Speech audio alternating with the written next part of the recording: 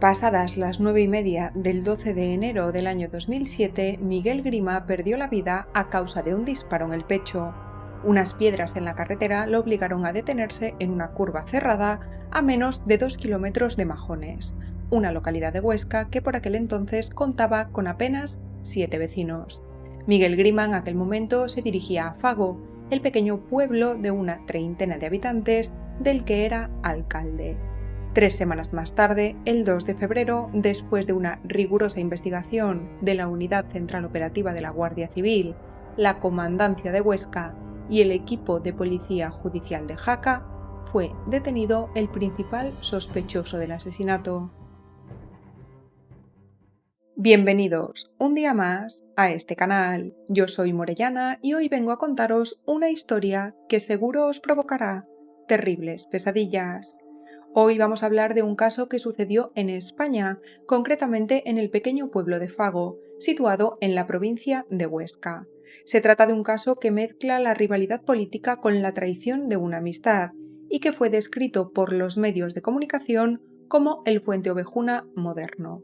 Además, me lo recomendó hace algunos meses una suscriptora, a la que pido por favor que se manifieste en los comentarios, porque no recuerdo quién era.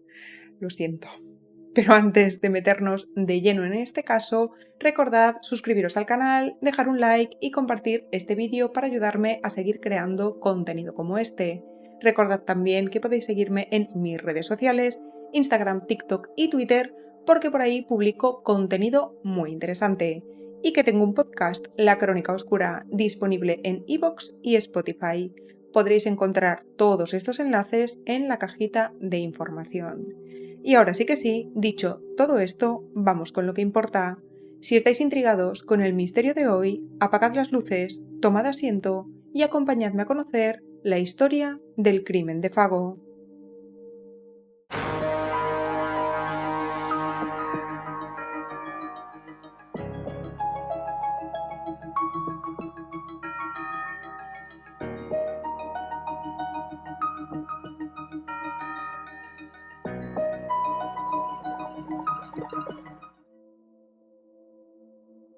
El viernes 12 de enero del 2007, Miguel Grima acudió a la Asamblea de Alcaldes de la comarca de la Jacetania. Esta es una comarca situada en el norte de Aragón y que se encuentra repartida entre las provincias de Huesca y Zaragoza. En total engloba unos 20 municipios, entre los que por supuesto se encuentran Fago y Jaca, que es su sede administrativa. Celia Starlich, mujer de Miguel Grima, conocía perfectamente la rutina de su marido y sabía a qué hora solía llegar a casa después de este tipo de reuniones. Así que cuando se dio cuenta de que su marido se estaba retrasando más de lo normal, se preocupó y dio aviso a las autoridades. La mañana del sábado 13 de enero dio comienzo la exhaustiva búsqueda de Miguel Grima. En aquella participaron la Guardia Civil, la Protección Civil y los vecinos del pueblo. Y no pasó demasiado tiempo hasta que encontraron algo. La tarde de ese mismo sábado, sobre las 3, el presidente de la Jacetania, Alfredo Terrén, que participaba en la búsqueda, paseaba por la carretera que Grima tendría que haber recorrido la noche anterior para regresar a su casa, cuando encontró su cuerpo sin vida. Esta era una carretera en la que la conducción era complicada, ya que no tenía apenas señalización y en la que habían sucedido bastantes accidentes.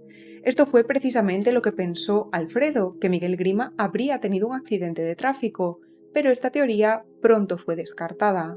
El cuerpo de Miguel Grima apareció en la carretera de Fago a Majones, a unos 11 kilómetros de Fago y 2 kilómetros de Majones. Se encontraba tendido en una cuneta, sobre la maleza, y parecía que alguien había tratado de ocultarlo para que no fuera visible desde la carretera. Le faltaba un zapato que estaba situado a unos cuantos metros del cuerpo, muy cerca de unos restos de cristales que parecían proceder de una de las lunas o ventanillas de un coche. Hablando del coche, su vehículo no se encontró por ninguna parte. Ya desde un primer momento se apreció que la víctima tenía un disparo en el pecho producido por una escopeta que cargaron con cartuchos de posta. Estos contienen en su interior perdigones de más de 5 milímetros, un tipo de cartucho que suele utilizarse para la caza. El disparo había afectado a la cavidad torácica, a la cavidad pulmonar y al corazón, provocando que el fallecimiento de Miguel Grima fuera instantáneo. La policía se dio cuenta ya al inicio de la investigación de que Miguel Grima había sido víctima de una emboscada. Su cuerpo, como ya os comenté, apareció en la carretera de Fago a Majones, y este era el camino por el que él habitualmente volvía a su casa. El punto en el que fue encontrado había sido elegido a conciencia.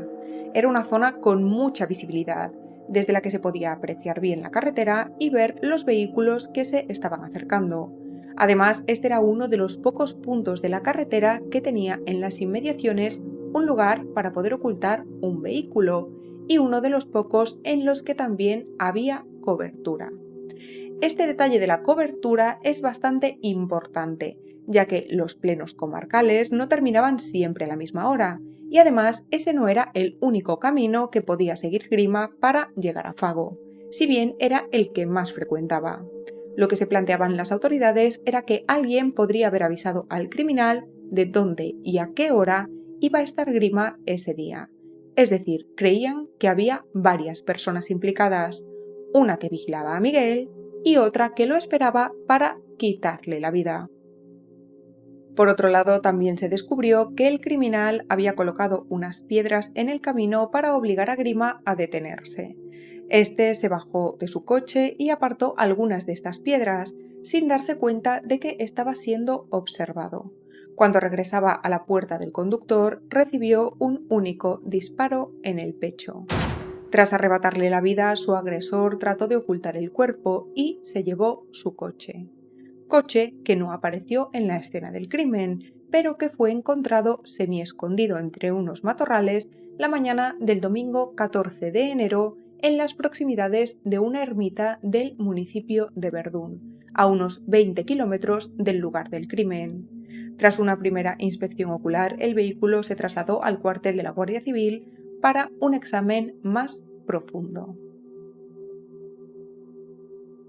Una vez esclarecidos los hechos, es decir, cómo se produjo el crimen, vamos a hablar de los sospechosos y del móvil que podría tener cada uno de ellos para terminar con la vida de Miguel Grima. Los agentes de la Unidad Central Operativa del Servicio de Policía Judicial de la Guardia Civil no tardaron en descubrir que Fago era un pueblo dividido en dos bandos desde hacía ya varios años. Grima llevaba en la alcaldía del pequeño pueblo desde el año 1999. Para ese momento ya había dos grupos bien definidos, unos que se oponían completamente a la gestión del alcalde y otros que la apoyaban. Y es que Fago era uno de los pocos concejos abiertos que quedaban en aquel momento en España. Es decir, que había un alcalde, pero todas las decisiones importantes las tomaba una asamblea de vecinos. Pero, ¿cuál era el problema aquí? Pues que las votaciones en esta asamblea que acabo de mencionar eran a mano alzada y a cara descubierta, por lo que todos sabían lo que había votado el resto de vecinos, y esto provocó que, poco a poco, se generaran crispaciones entre ellos que terminaron convirtiéndose en un problema grave de convivencia. Por otro lado, había muchos vecinos que no vivían en el pueblo como tal, sino que pasaban temporadas allí y luego se marchaban para más adelante volver durante otra temporada. Estos vecinos querían empadronarse en Fago y participar en la asamblea, pero Miguel Grima solo empadronaba a aquellos que estaban a favor de sus políticas y que le garantizaban salir elegido de nuevo como alcalde. Antes se acababa en la calle con pistolas. Puedes acabar en la televisión, que es cutre, y puedes acabar desgraciadamente en los tribunales, porque yo creo que los tribunales pues hay veces que dan la razón y hay veces que dan 100 gramos de razón a cada uno. Por lo tanto, no soluciona el problema. Yo creo que claro, ¿qué diría? ¿Cuál es la solución? El diálogo. Pero eso es a veces funciona, a veces no. Y funciona con las personas que tienen, pues digo, un mínimo, ¿no? Miguel Grima, en definitiva, tenía conflictos con muchos de los habitantes de Fago. Por ejemplo, con los ganaderos, a los que cada vez les limitaba más su actividad, y también con un matrimonio que regentaba uno de los bares del pueblo, al que le exigía un pago exorbitado por mantener una terraza. Este pago ascendía a unos 200 euros y les impedía tener unos beneficios rentables. Había gente que defendía que las medidas de Grima pretendían modernizar y darle vida al pueblo, que recordemos contaba con unos 30 habitantes, mientras que otros criticaban su gestión porque aseguraban que solo buscaba su propio beneficio. Grima llegó a denunciar ante su delegación de gobierno que estaba recibiendo amenazas. Le habían rajado las ruedas del coche e incluso en una ocasión le habían manipulado los frenos de su coche, pero consiguió darse cuenta de esto antes de empezar a conducir. Además de todo esto, se decía por el pueblo que un vecino aficionado a la caza había dicho literalmente: hay que pegarle 3 tiros y tirarlo a un barranco. Debido a todos estos conflictos, estas problemáticas y esta enemistad que muchos de los vecinos tenían con el alcalde, la Guardia Civil centró sus investigaciones hacia el grupo de personas que estaban en contra de las políticas y la gestión de Grima. Empezaron por llamar a declarar a todos aquellos que tenían una estrecha relación con el alcalde, ya fuera esta buena o mala. Además, también hicieron registros, intervenciones de armas de fuego y varios efectos personales. Todo esto tensó todavía más la situación en el pueblo. Y ahora, además de los conflictos vecinales, había un criminal suelto en Fago que había terminado con la vida de una persona. Por otro lado, este crimen alcanzó muchísima notoriedad en muy poco tiempo, y decenas de periodistas se presentaron en Fago y redactaron noticias en las que se hablaba de un Fuente Ovejuna moderno, en el que todos los vecinos eran sospechosos, aunque recordemos que eran bastante pocos. Pero aún así, esto provocó que las tensiones en Fago se dispararan todavía más, y los vecinos tomaran la decisión de hacer una especie de pacto de silencio. Se encerraron a cal y canto en sus casas y se negaron a hablar con los medios de comunicación. El único vecino que aceptó hablar con la prensa y la televisión fue Santiago Maynar, que se mostró especialmente colaborador e incluso permitió que los periodistas se quedaran en una casa rural que él poseía. Santiago Maynar no era un vecino más de Fago, conocía a Miguel Grima desde hacía muchos años, desde que ambos vivían en Zaragoza. De hecho, la relación entre ellos era casi una amistad, se llevaban bien y no tenían ningún tipo de conflicto. Según las declaraciones de su hermana, Marisa Maynar, Santiago trabajaba como ingeniero técnico agrónomo en el Centro Superior de Investigaciones Científicas de Zaragoza. Tenía un puesto relacionado con lo que él había estudiado, pero lo dejó para irse a Fago a trabajar como guardia forestal y a montar una granja, que era el sueño que había tenido desde que era pequeño.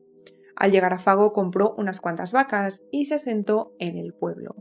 Al poco tiempo llegó Grima, también desde Zaragoza, animado precisamente por Santiago Maynar, que lo acogió en su casa, tanto a él como a su mujer además, y les ayudó a buscar la suya propia.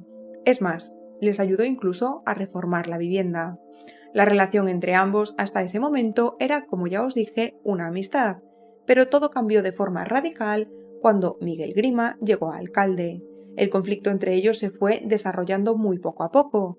A Maynar no le gustaban mucho las decisiones que tomaba Grima, pero el punto de inflexión llegó cuando este último lo denunció por tener unos caballos a las afueras del pueblo. A partir de este momento su enemistad ya se hizo más que evidente, y durante las semanas posteriores al crimen, Santiago no dudó en contar a los medios de comunicación todos los problemas que enfrentaban al alcalde con muchos de los vecinos del pueblo, perfilándolo como un auténtico tirano. Para la Guardia Civil la actitud de este sujeto era muy extraña. Para los investigadores estaba claro que Grima había tenido muchos conflictos con muchos vecinos, pero entre todos estos empezó a destacar Santiago Maynar, precisamente por cómo se exponía ante los medios y por cómo hablaba del crimen y de la víctima. Tras 3 semanas de investigación, la Guardia Civil consiguió los resultados de la inspección del coche de Miguel Grima. Las pruebas más importantes que obtuvieron del vehículo fueron unas muestras de células epiteliales y de sangre. Estas habían sido recogidas del volante, del freno de mano y de la palanca de cambios del vehículo, y al ser cotejadas con las muestras de ADN de los sospechosos, se mostró una coincidencia con Santiago Maynard.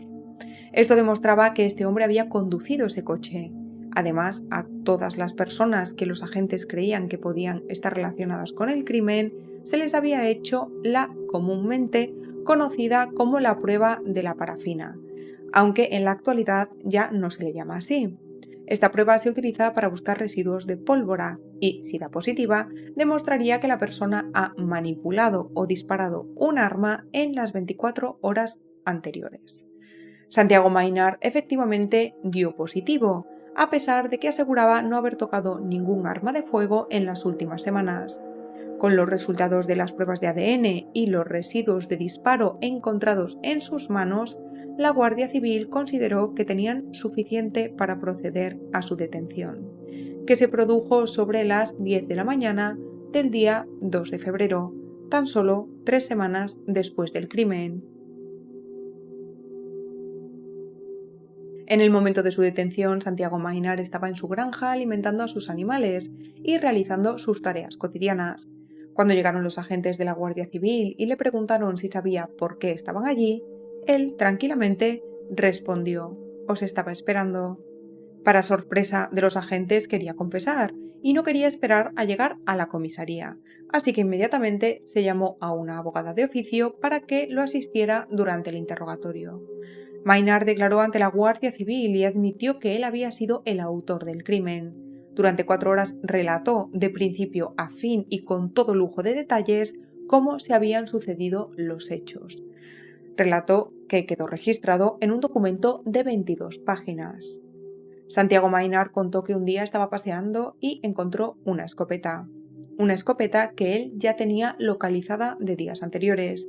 Sin embargo, cuando la vio en ese momento, sintió una necesidad, la necesidad de terminar con todo lo que le estaba pasando. Así que simplemente cogió el arma y preparó el crimen que iba a perpetrar. Llegó al punto de la carretera de Fago a Majones, en el que había una curva bastante cerrada. Colocó allí unas 8 o 10 piedras y cuando vio que se aproximaba el Mercedes del alcalde, observó cómo éste se detenía. Él se bajaba del coche y retiraba algunos de los pedruscos. En ese momento, Maynard se colocó en posición para realizar el disparo y apretó el gatillo. A continuación, tiró el cuerpo de Grima en el lugar en el que posteriormente fue encontrado y llevó su coche hasta el municipio de Verdún para ocultarlo allí. Para terminar su declaración, lo que Santiago Maynard dijo a los agentes de una forma muy tranquila, natural y convincente fue: «Terminé con él porque me tenía harto».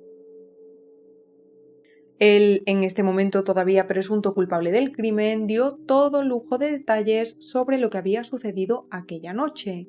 Incluso hizo un boceto en el que lo dibujó todo, donde colocó las piedras, dónde se encontraba él, dónde estaba su víctima, y mucho de lo que había contado solo lo podía saber alguien que estuviera realmente implicado en el crimen. Por ejemplo, el hecho de que la víctima perdió la vida al instante no había trascendido a la prensa, pero Maynard lo sabía. No mucho tiempo después, Santiago Maynard se retractó de su confesión inicial, negó su participación en los hechos y aseguró que la noche en la que se había cometido el crimen contra Miguel Grima, él estaba solo en su casa. Ahora contaba que durante el día 12 de enero realizó sus tareas rutinarias en su granja, hizo también su trabajo como guarda forestal y por la tarde se marchó a casa porque no se encontraba bien. Dijo también que la confesión ante la Guardia Civil había sido un teatro que se inventó por solidaridad con Fago, ya que en los días posteriores al crimen vivía bajo una enorme presión mediática y de interrogatorios policiales. Según sus palabras, lo que él pretendía era terminar con las dudas y las sospechas que recaían sobre sus vecinos y amigos, sin ser consciente de la trascendencia que iba a tener su confesión. También afirmó que la mayoría de detalles que había contado sobre el crimen eran aquellos que habían aparecido en los medios de comunicación, e incluso que hubo partes de su relato que la Guardia Civil le ayudó a construir. Esta nueva declaración la dio ante el juez el día 4 de febrero, justo después de hablar con su nuevo abogado, que estaba escandalizado de que la abogada de oficio le hubiera dejado autoinculparse en el crimen frente a la Guardia Civil y frente al letrado judicial, que también estuvo presente durante la declaración. Y este es un detalle clave, ya que la presencia de este letrado es la que da a este interrogatorio todas las garantías de que no hubo ningún tipo de coacción por parte de los investigadores. El 16 de noviembre del 2009, casi 3 años después del asesinato de Miguel Grima, Santiago Maynard se sentó en el banquillo de los acusados. Más de 200 medios de comunicación, tanto nacionales como internacionales, esperaban a las puertas del juzgado para informar sobre el juicio. La Fiscalía tenía pruebas muy sólidas en contra del acusado, el ADN y los residuos de pólvora, así que la defensa, que no tenía nada a lo que aferrarse, se centró en el testimonio del doctor Ignacio Videgaín, un vecino de Fago que pasó por el lugar del crimen instantes después de que éste se hubiera cometido. En ese momento no iba solo, junto a él estaban su mujer y su hija. Según la Fiscalía, lo que pasó fue que Maynard pudo ver acercarse el coche de Videgaín, que iba dirección Fago, y le dio tiempo a dar la vuelta al coche de Grima para que los focos de este quedaran de frente y así cegar a los ocupantes del otro vehículo para que no vieran el cuerpo. Después se acercó a donde se encontraba Videgaín y le dijo que siguiera adelante, que no pasaba nada. De hecho, Maynard mencionó esto en su confesión. Pero, por su parte, la defensa recalcaba el hecho de que este testigo decía no haber reconocido al hombre que vio aquella noche, aunque creía que no se trataba de Santiago Maynard, aunque esto último no lo podía asegurar, y así lo declaró en el juicio. Recordemos que era de noche, que había niebla, que este encuentro se produjo en una carretera que no estaba iluminada y que los faros del coche de la víctima estaban deslumbrando al testigo. El testimonio de este hombre fue calificado como no determinante durante el juicio, ya que, si bien no podía afirmar que la persona que había visto la noche del 12 de enero era Santiago Maynard, tampoco lo podía desmentir. Debido a este contratiempo, la defensa cambió su estrategia. Ahora se aferraban a que el arma del crimen no había sido encontrada. Según la primera declaración de Santiago, se había deshecho de la escopeta metiéndola en un camión que estaba estacionado en un área de descanso. Un camión presuntamente de matrícula extranjera. Pero la defensa alegaba que esto era imposible, ya que los camiones están precintados, por lo que no era viable que su cliente pusiera ningún tipo de arma u objeto en su interior. Sea como fuere, el caso aquí es que la escopeta nunca apareció. Si acabó dentro de un camión o no, tampoco se supo nunca. Por último, el abogado defensor declaró que a Santiago Maynard le habría sido imposible recorrer a pie el trayecto de 20 kilómetros entre Verdún, el lugar en el que apareció el coche de la víctima, y Fago. Alegaron que habían realizado una prueba y que yendo a buen ritmo se tardarían unas 4 horas en recorrer ese trayecto, tal y como su cliente había dicho, pero teniendo en cuenta que era invierno, según los médicos contratados por la defensa, Maynard hubiera perdido la vida a causa de una hipotermia en menos de media hora de caminata. Por su parte, los investigadores también habían hecho una prueba. Efectivamente, tardaron aproximadamente 4 horas, lo cual coincidía con la declaración del acusado, y pudieron realizar el trayecto sin ningún incidente. Además, Maynard estaba acostumbrado a andar y a hacer largas caminatas, recordemos que era guarda forestal, por lo que no le habría resultado difícil. A pesar de que Santiago Maynard sostuvo durante todo el juicio que él no había participado en el ataque a Miguel Grima, durante el interrogatorio del fiscal cometió un terrible error. Admitió haber salido del coche de la víctima por la puerta del conductor en el lugar en el que fue encontrado el vehículo. Ninguna de las estrategias de la defensa surtió efecto y el 4 de diciembre del 2009 la Audiencia Provincial de Huesca condenó a Santiago Maynard a 20 años de prisión por el asesinato de Miguel Grima y fundamentaron su sentencia en la declaración autoinculpatoria, aunque luego este se desdijera frente al juez, y en la corroboración proporcionada por las pruebas de ADN. Su forma de actuar, tanto en el crimen como durante la investigación policial y el juicio, respondía a la de una persona con rasgos paranoides que coincidían con un perfil psiquiátrico de un justiciero. Santiago Maynard era una persona a la que ese desequilibrio podría llevar a defender a la gente de algo que él consideraba malo, por ejemplo, un alcalde tiránico. Yo quise autoinculparme para llamar la atención, para ser yo la persona que en su momento dé testimonio de lo que ha ocurrido en Fagó. Sí. En principio había llegado a un acuerdo con ellos que si yo me declaraba culpable, por ellos no volverían a presionar a nadie. Y eso es una especie de pacto tácito que hicimos ahí mismo unas horas antes. No obstante, usted en la declaración judicial no habló de este pacto. No, nadie me preguntó. Después de 2 horas en un calabozo, sin ningún tipo de condición, sin luz, sin comida, con un agua seguramente con algún tipo de barbitúrico. En ese momento yo le aseguro que la lucidez mental no es la que debería ser.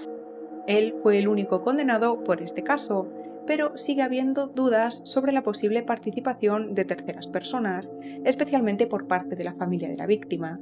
Sin embargo, la Guardia Civil, aunque también tenían sospechas, nunca encontraron pruebas que apuntaran a nadie más que a Maynard. Al poco tiempo de entrar en la prisión del Dueso, situada en Cantabria, Santiago Maynard trató de quitarse de en medio y tuvo que ser ingresado en el hospital debido a sus lesiones. Hasta el día de hoy no ha vuelto a intentarlo, pero continúa en el programa de vigilancia dedicado a prevenir estas situaciones. Sigue defendiendo su inocencia, por lo que no puede disfrutar de beneficios penitenciarios. Aunque en el año 2018 salió por primera vez de la cárcel para participar en una visita terapéutica organizada por la prisión. Y hasta aquí ha llegado la terrible historia del crimen de Fagó, un caso que a día de hoy sigue despertando muchas dudas, porque hay muchas sospechas de que Santiago Maynard no fue el único implicado, y no solo por parte de la familia, sino también por parte de las autoridades, como ya hemos mencionado. Pero, ¿vosotros qué pensáis? ¿Creéis que Maynard efectivamente actuó solo o que hubo más personas implicadas? Dejadme todas vuestras opiniones en los comentarios. Y si os ha gustado este vídeo, dejad un like, suscribíos al canal y compartidlo para ayudarme a seguir creando contenido como este. Recordad que podéis seguirme también en mis redes sociales, Twitter, Instagram y TikTok, que tengo un podcast, La Crónica Oscura, disponible en iVoox y Spotify, y que si os habéis quedado con ganas de más, podéis echar un vistazo a estos vídeos que os dejo por aquí. Por mi parte, y como siempre, os dejo todas las fuentes consultadas en la cajita de información. Y dicho todo esto, yo me despido. Hasta la próxima historia.